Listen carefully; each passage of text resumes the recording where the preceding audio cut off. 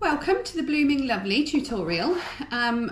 You hopefully will have received your canvas print. We're aiming to achieve something like this. So your canvas print will have the bare bones of what you need, and then we're going to fill it with lots of lovely bloom. The technique that we use is we don't use paintbrushes, we use embossing tools and acrylic paint that's been, so if you've got the materials pack, these ones have been mixed by me, so they're all ready to use. You will need, before you use them, give them a good stir and wipe your tool off before you then use your tool, because you'll have too much paint on your tool once you've stirred them. So these have all been pre-mixed. Sometimes over time they can get a little thick. If you feel that the paints are a little bit too thick, then you've got some pouring medium in your equipment pack.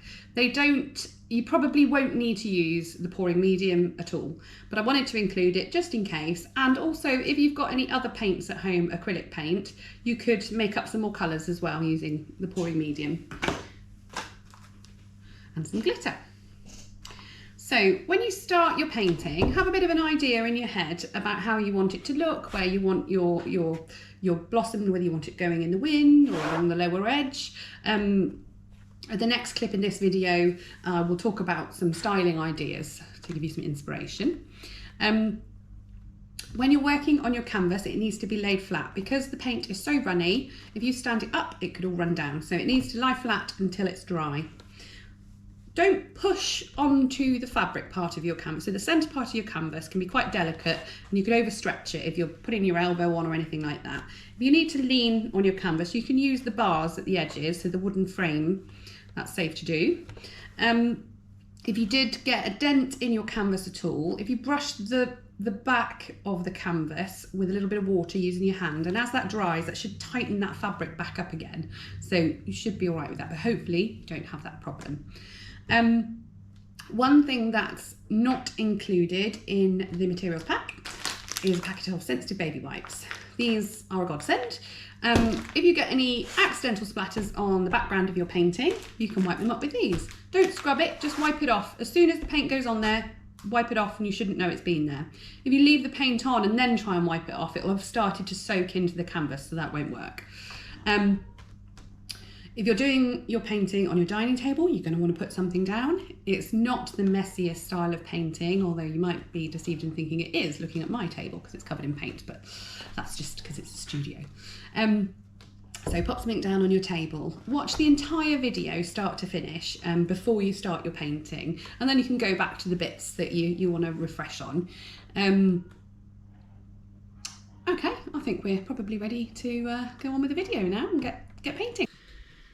Some ideas to make your painting unique to you. So you could get the children involved and they could do some fingerprints in the bloom. I've done ones before where I've added little hearts to represent each member of the family. So that would be quite an easy one to do as well, doing little hearts.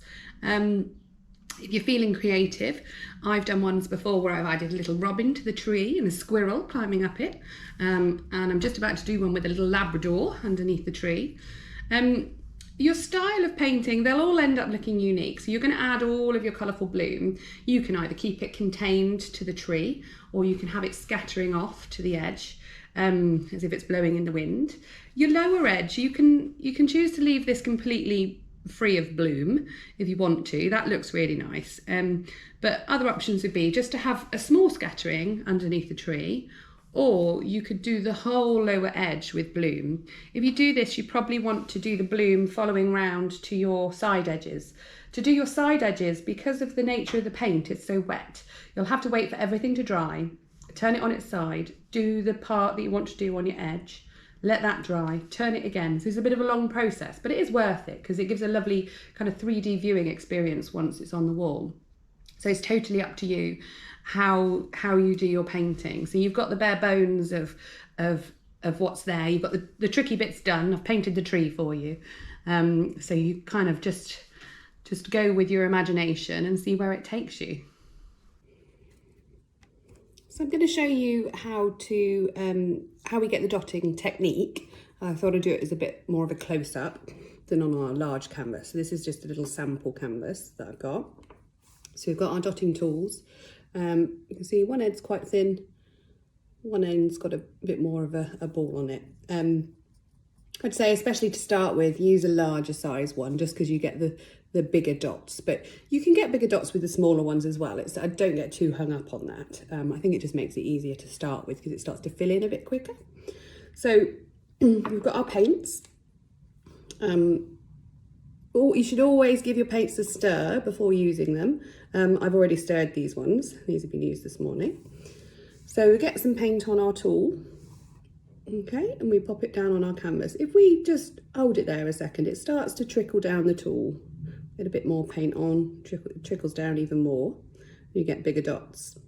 Or you can do quick ones, like this. If you do too many without putting new paint on your tool, they get a bit wishy-washy. So every kind of couple of dots, I would put more paint on your tool. The other thing you can do is if you get quite a bit on your tool, and then you can move it around, and that will make a bigger dot as well.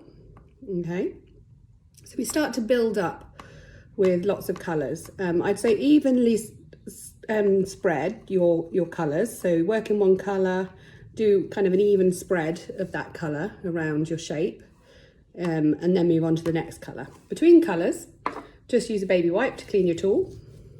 Okay, so I'm going to show you the metallics as well because they're a bit tricky. So they tend to be a bit stickier than the normal colours, so you end up with little tails. So as you dot, it wants to follow you as you pick it up. So if you were to pull it to the side, you end up with it following along and you get a little tail. Don't panic if you get some of those, because once they're dry, you can just put another dot over the bit that you're not happy with.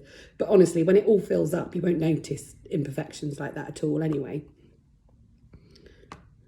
So you do a few of those. Some bigger ones.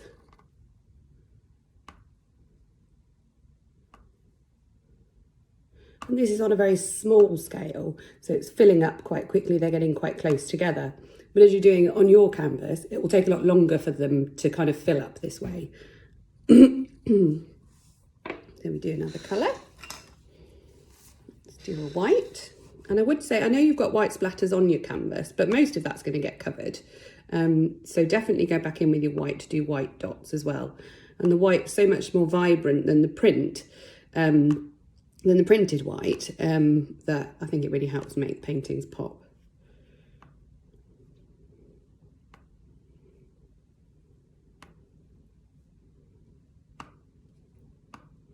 And you'll get to the point that you've done lots of colours and some of them start to join up. They start to touch, you get a bit close to each other. And that's fine for a few of them to happen. But when it gets to that point, that's at the point when you think, right, let it dry and come back to it when it's dry again. And then you don't get the joining problem, which, you know, some people, when I do the workshops, they'll do them in really big dots and they'll kind of all join up. And that looks nice too. It's just all about what you like, really. But when I do it, I tend to do quite a lot. When it gets fairly full, let it dry and then come back to it and do another layer in the gaps. And then that stops the colours running into each other too much.